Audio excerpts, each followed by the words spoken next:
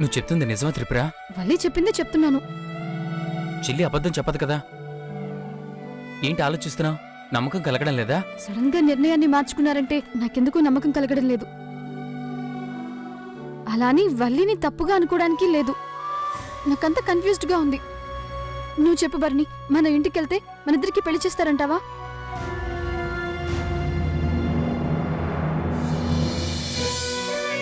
వల్లిని నమ్మచ్చు త్రిపుర. తన ప్రాణం పోయినా నోరు తెరిచి అబద్ధం చెప్పదు. నేనైతే ఈ చెయ్యి వదలను. ఇక నిర్ణయం నీదే. నేను కరెక్ట్ డెసిషన్ తీసుకోలేకపోతున్నాను. ఓ పక్క వెళ్తే డేంజర్లో పడతావేమో అని అనిపిస్తోంది. మరో పక్క వెళ్తే ఈ పెళ్లి చేస్తారేమో అనిపిస్తోంది. ఎటూ తేల్చుకోలేకపోతున్నాను. నాకేం అర్థం కావట్లేదు. వల్లికి ఫోన్ చేయి.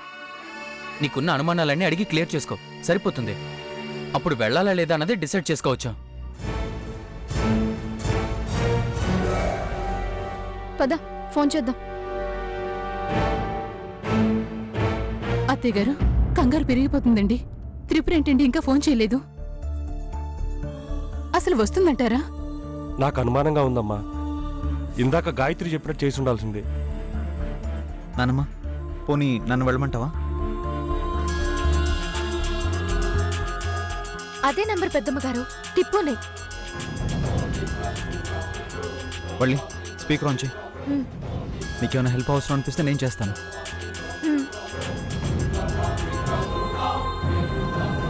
హలో వల్లి, ఎక్కడున్నావు?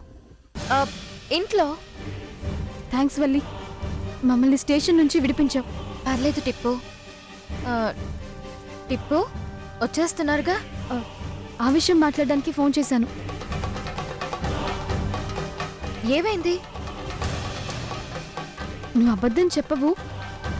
కాకపోతే ఎక్కడో చిన్న అనుమానంగా ఉంది. అక్కడికొస్తే మా ఇద్దరికి పెళ్లి జరిపిస్తారంటావా? జరిపించడానికే కదా టిప్పు రమ్మంటున్నారు. ఎందుకు నెగటివ్గా ఆలోచిస్తున్నావు? ఒకవేళ మీకు పెళ్లి చేయకూడదు అనుకుంటే మిమ్మల్ని పట్టుకోవడం వీళ్ళకి పెద్ద కష్టమా చెప్పు? కరెక్టే. మరి ఇంకేం ఆలోచించుకో, వెంటనే బయలుదేరి ఇంటికి వచ్చేసి. వల్లి, ఏమనుకోకు, ఇంటికి మాత్రం రాము. మళ్ళీ ఏమైంది టిప్పు? మాకెలాగో పెళ్లి చేయడానికిగా పిలుస్తున్నారు కాబట్టి ఎక్కడ పెళ్లి చేయబోతున్నారు అడుగు, అక్కడికే మేము డైరెక్ట్గా వస్తాం. ఏం టిప్పు, నమ్మకం లేదా? ఇందులో తప్పే ఉంది వల్లి. మీరు పిలిచింది మా పెళ్లి చేయడానికేగా. అదే ఎక్కడో అడుగు, అక్కడికే వస్తాం.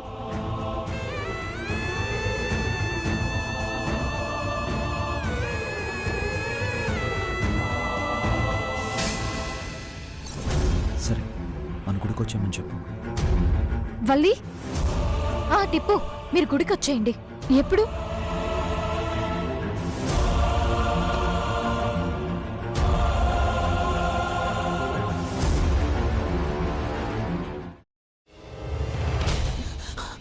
నువ్వు ఇంకేమన్నా చెప్పాలా?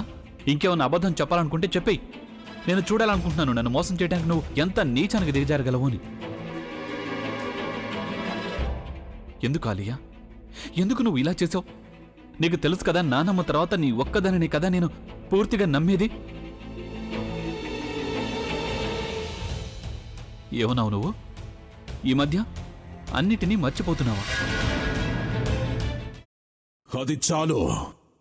వాటిలో ఉన్న శక్తి విషయాన్ని గ్రహించి మనకు వివరిస్తాయి.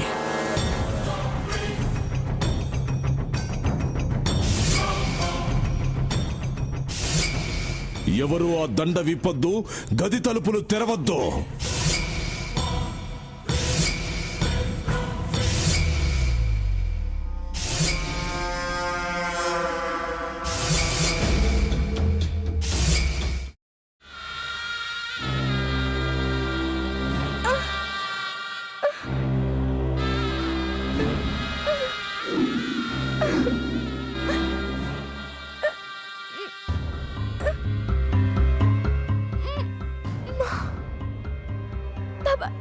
వద్దు బాబాయ్, నేను చేయొద్దు బాబాయ్, ప్లీజ్ బాబాయ్.